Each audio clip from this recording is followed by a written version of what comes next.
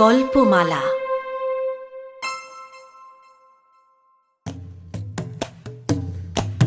আজকের গল্প রবীন্দ্রনাথ ঠাকুরের গল্পগুচ্ছ থেকে নেওয়া পোস্টমাস্টার।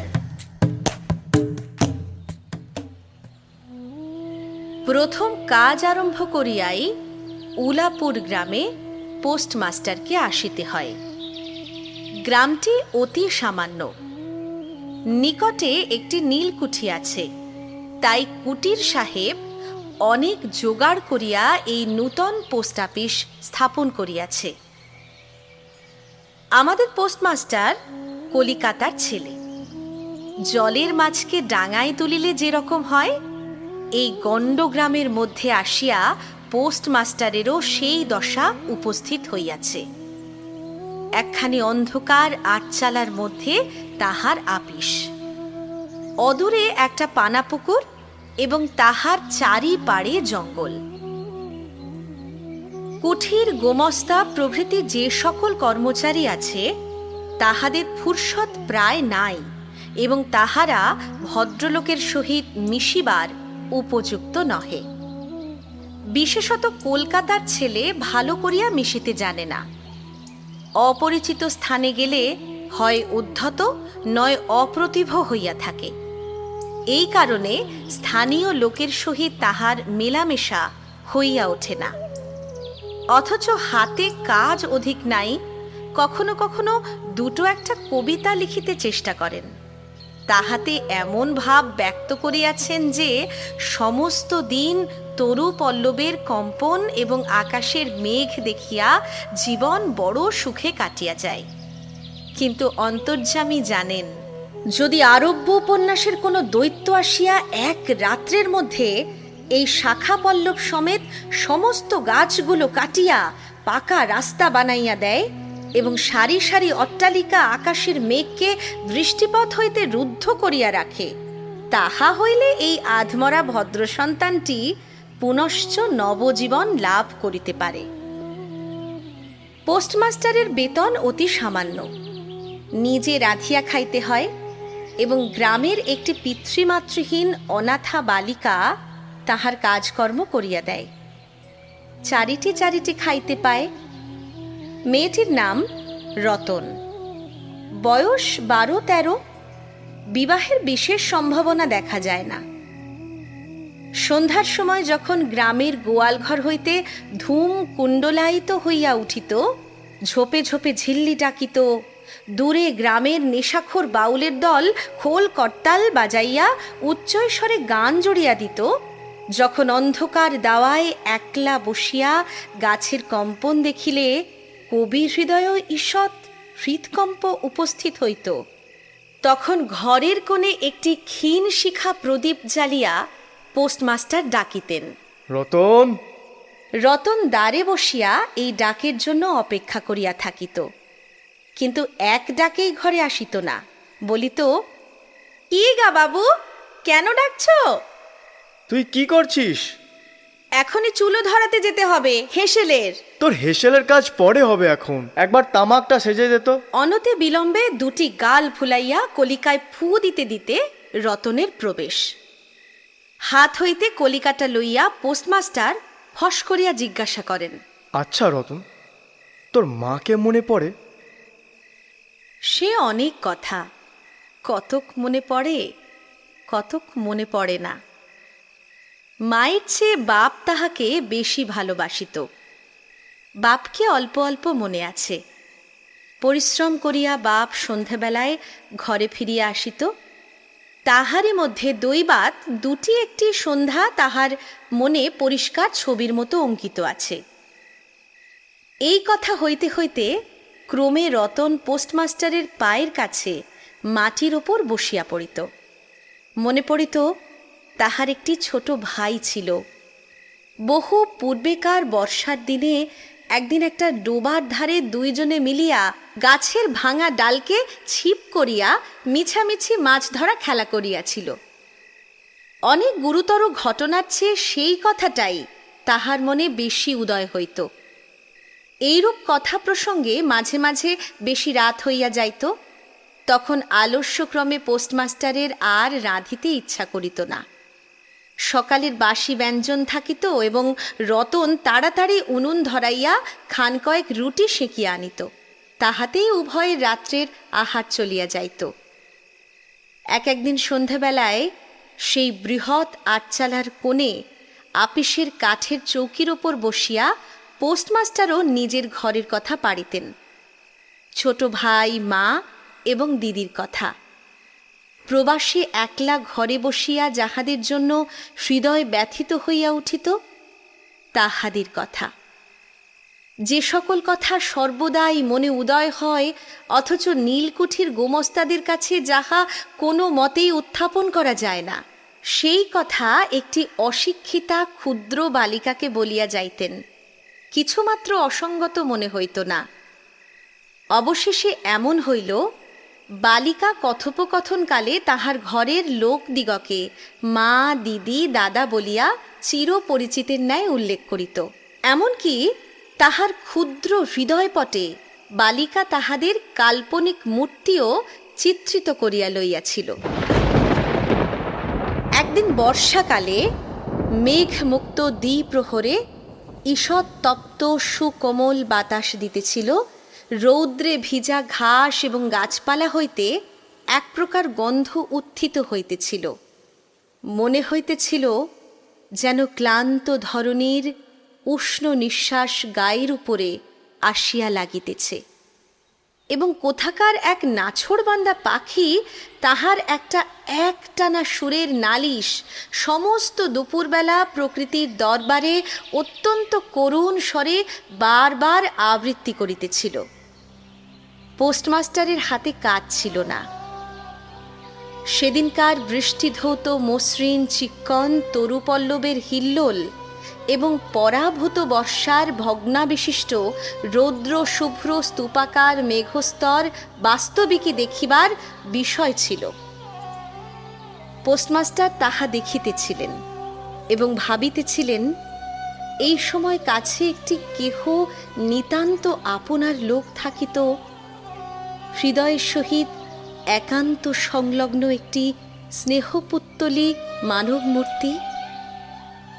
ক্রমে মনে হইতে লাগিল সেই পাখি ওই কথাই বারবার বলিতেছে, এবং এই জনহীন তরুচ্ছায়া নিমগ্ন মধ্যাহ্নের পল্লব মর্মরের অর্থ কতকটা ওই রূপ। কেহ বিশ্বাস করে না এবং জানিতেও পায় না, কিন্তু ছোট পল্লীর সামান্য বেতনের সাব পোস্টমাস্টারের মনে গভীর নিস্তব্ধ মধ্যাহ্নে দীর্ঘ ছুটির দিনে এইরূপ একটা ভাবের উদয় হইয়া থাকে। পোস্টমাস্টার একটা দীর্ঘ নিঃশ্বাস ফেলিয়া ডাকিলেন,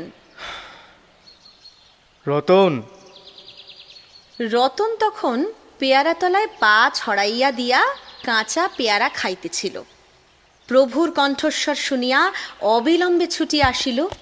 হাঁপাইতে হাঁপাইতে বলিল, দাদাবাবু ডাকছ?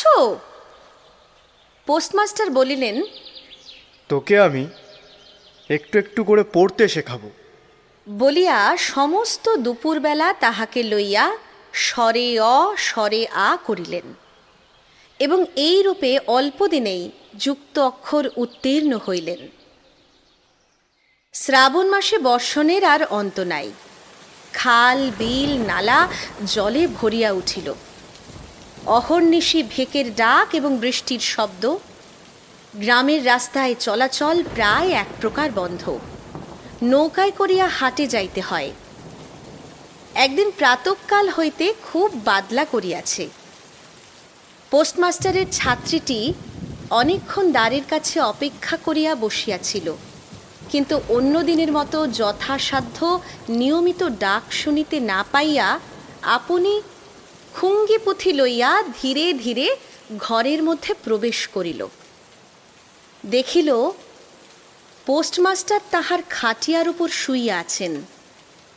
বিশ্রাম করিতেছেন মনে করিয়া অতি নিঃশব্দে পুনশ্চ ঘর হইতে বাহিরে যাইবার উপক্রম করিল। সহসা শুনিল, রতন। তাড়াতাড়ি ফিরিয়া গিয়া বলিল, দাদাবাবু ঘুমোচ্ছিলে? পোস্টমাস্টার কাতর স্বরে বলিলেন, শরীরটা ভালো বোধ হচ্ছে, দেখ তো আমার কপালে হাত দিয়ে। এই নিতান্ত নিঃসঙ্গ প্রবাসে ঘন বর্ষায় রোগ কাতর শরীরে একটুখানি সেবা পাইতে ইচ্ছা করে। তপ্ত ললাটের ওপর শাখা পরা কোমল হস্তের স্পর্শ মনে পড়ে। এই ঘোর প্রবাসে রোগ যন্ত্রণায় স্নেহময়ী নারী রূপে জননী ও দিদি পাশে বসিয়া আছেন, এই কথা মনে করিতে ইচ্ছা করে এবং এই স্থলে প্রবাসীর মনের অভিলাষ ব্যর্থ হইল না। বালিকা রতন আর বালিকা রহিল না। সেই মুহূর্তেই সে জননীর পদ অধিকার করিয়া বসিল, বৈদ্য ডাকিয়া আনিল, যথাসময়ে বটিকা খাওয়াইল, সারা রাত্রি শিয়রে জাগিয়া রহিল, আপনি পথ্য রাঁধিয়া দিল এবং শতবার করিয়া জিজ্ঞাসা করিল, হ্যাঁ গো দাদাবাবু, একটুখানি ভালো বোধ হচ্ছে কি? বহুদিন পরে পোস্টমাস্টার ক্ষীণ শরীরে রোগশয্যা ত্যাগ করিয়া উঠিলেন। মনে স্থির করিলেন, আর নয়, এখান হইতে কোনো মতে বদলি হইতে হইবে। স্থানীয় অস্বাস্থ্যের উল্লেখ করিয়া তৎক্ষণাৎ কলিকাতায় কর্তৃপক্ষদের নিকট বদলি হইবার জন্য দরখাস্ত করিলেন। রোগ সেবা হইতে নিষ্কৃতি পাইয়া রতন দ্বারের বাহিরে আবার তাহার স্বস্থান অধিকার করিল, কিন্তু পূর্ববৎ আর তাহাকে ডাক পড়ে না। মাঝে মাঝে উঁকি মারিয়া দেখে পোস্টমাস্টার অত্যন্ত অন্যমনস্কভাবে চৌকিতে বসিয়া অথবা খাটিয়ায় শুইয়া আছেন। রতন যখন আহ্বান প্রত্যাশা করিয়া বসিয়া আছে, তিনি তখন অধীর চিত্তে তাহার দরখাস্তের উত্তর প্রতীক্ষা করিতেছেন। বালিকা দ্বারের বাহিরে বসিয়া সহস্র বার করিয়া তাহার পুরানো পড়া পড়িল, পাছে যেদিন সহসা ডাক পড়িবে সেদিন তাহার যুক্ত অক্ষর সমস্ত গোলমাল হইয়া যায়, এই তাহার একটা আশঙ্কা ছিল। অবশেষে সপ্তাহখানেক পরে একদিন সন্ধ্যাবেলায় ডাক পড়িল। উদ্বেলিত হৃদয়ে রতন গৃহের মধ্যে প্রবেশ করিয়া বলিল, দাদাবাবু, আমাকে ডাকছিলে? পোস্টমাস্টার বলিলেন, রতন, কালই আমি যাচ্ছি। কোথায় যাচ্ছ দাদাবাবু? বাড়ি যাচ্ছি।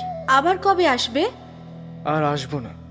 রতন আর কোনো কথা জিজ্ঞাসা করিল না।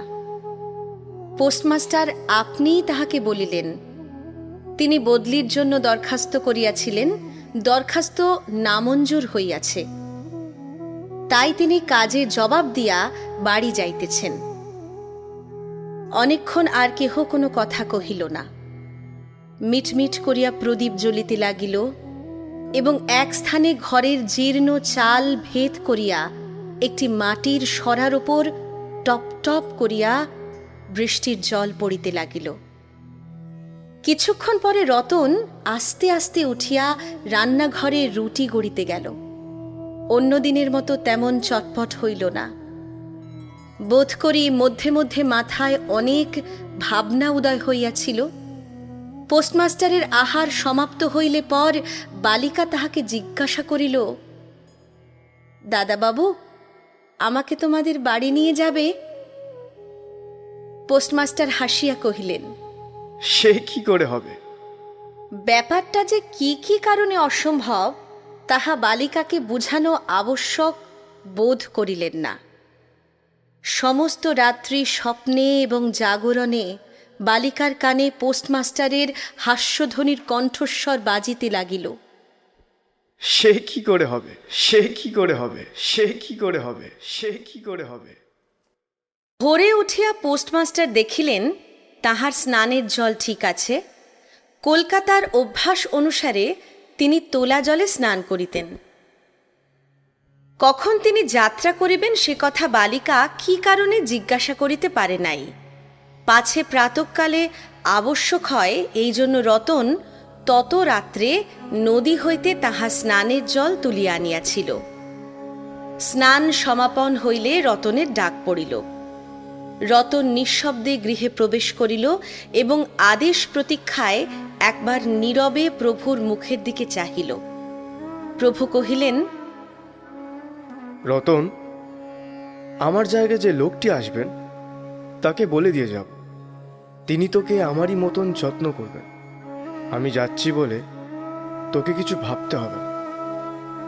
এই কথাগুলি যে অত্যন্ত স্নেহগর্ভ এবং দয়ার্দ্র হৃদয় হইতে উত্থিত সে বিষয়ে কোনো সন্দেহ নাই, কিন্তু নারী হৃদয় কে বুঝিবে? রতন অনেক দিন প্রভুর অনেক তিরস্কার নীরবে সহ্য করিয়াছে, কিন্তু এই নরম কথা সহিতে পারিল না। একেবারে উচ্ছ্বসিত হৃদয়ে কাঁদিয়া উঠিয়া কহিল, না না, তোমার কাউকে কিছু বলতে হবে না, আমি থাকতে চাইনি। পোস্টমাস্টার রতনের এরূপ ব্যবহার কখনো দেখেন নাই, তাই অবাক হইয়া রহিলেন। নূতন পোস্টমাস্টার আসিল, তাহাকে সমস্ত চার্জ বুঝাইয়া দিয়া পুরাতন পোস্টমাস্টার গমনোন্মুখ হইলেন। যাইবার সময় রতনকে ডাকিয়া বলিলেন, রতন, তোকে আমি কখনো কিছু দিতে পারিনি, আজ যাওয়ার সময় তোকে কিছু দিয়ে গেলুম, এতে তোর দিন কয়েক চলবে। কিছু পথখরচা বাদে তাহার বেতনের যত টাকা পাইয়াছিলেন পকেট হইতে বাহির করিলেন। তখন রতন ধুলায় পড়িয়া তাহার পা জড়াইয়া ধরিয়া কহিল, দাদাবাবু, তোমার দুটি পায়ে পড়ি, তোমার দুটি পায়ে পড়ি, আমাকে কিছু দিতে হবে না, তোমার দুটি পায়ে পড়ি, আমার জন্য কাউকে কিছু ভাবতে হবে না। বলিয়া এক দৌড়ে সেখান হইতে পলাইয়া গেল। ভূতপূর্ব পোস্টমাস্টার নিঃশ্বাস ফেলিয়া, হাতে কার্পেটের ব্যাগ ঝুলাইয়া, কাঁধে ছাতা লইয়া, মুটের মাথায় নীল ও শ্বেত রেখায় চিত্রিত টিনের পেটরা তুলিয়া ধীরে ধীরে নৌকাভিমুখে চলিলেন। যখন নৌকায় উঠিলেন এবং নৌকা ছাড়িয়া দিল, বর্ষা বিস্ফারিত নদী ধরণীর উচ্ছ্বলিত অশ্রুরাশির মতো চারিদিকে ছলছল করিতে লাগিল। তখন হৃদয়ের মধ্যে অত্যন্ত একটা বেদনা অনুভব করিতে লাগিলেন। একটি সামান্য গ্রাম্য বালিকার করুণ মুখচ্ছবি যেন এক বিশ্বব্যাপী বৃহৎ অব্যক্ত মর্মব্যথা প্রকাশ করিতে লাগিল। একবার নিতান্ত ইচ্ছা হইল ফিরিয়ে যায়, জগতের ক্রোর বিচ্যুত সেই অনাথনীকে সঙ্গে করিয়া লইয়া আসি। কিন্তু তখন পালে বাতাস পাইয়াছে, বর্ষার স্রোত খরতর বেগে বহিতেছে। গ্রাম অতিক্রম করিয়া নদীকূলের শ্মশান দেখা দিয়াছে এবং নদী প্রবাহে ভাসমান পথিকের উদাস হৃদয়ে এই তত্ত্বের উদয় হইল, জীবনে এমন কত বিচ্ছেদ, কত মৃত্যু আছে, ফিরিয়া ফল কি? পৃথিবীতে কে কাহার? কিন্তু রতনের মনে কোনো তত্ত্বের উদয় হইল না। সে সেই পোস্ট অফিস গৃহের চারিদিকে কেবল অশ্রুজলে ভাসিয়া ঘুরিয়া ঘুরিয়া বেড়াইতেছিল। বোধ করি তাহার মনে ক্ষীণ আশা জাগিতেছিল, দাদাবাবু যদি ফিরিয়া আসে। সেই বন্ধনে পড়িয়া কিছুতেই দূরে যাইতে পারিতেছিল না। হায় বুদ্ধিহীন মানব হৃদয়, ভ্রান্তি কিছুতেই ঘোচে না। যুক্তিশাস্ত্রের বিধান বহু বিলম্বে মাথায় প্রবেশ করে, প্রবল প্রমাণকেও অবিশ্বাস করিয়া মিথ্যা আশাকে দুই বাহু পাশে বাঁধিয়া বুকের ভিতরে প্রাণপণে জড়াইয়া ধরা যায়। অবশেষে একদিন সমস্ত নাড়ি কাটিয়া হৃদয়ের রক্ত শুষিয়া সে পলায়ন করে। তখন চেতনা হয় এবং দ্বিতীয় ভ্রান্তি পাশে পড়িবার জন্য চিত্ত ব্যাকুল হইয়া ওঠে।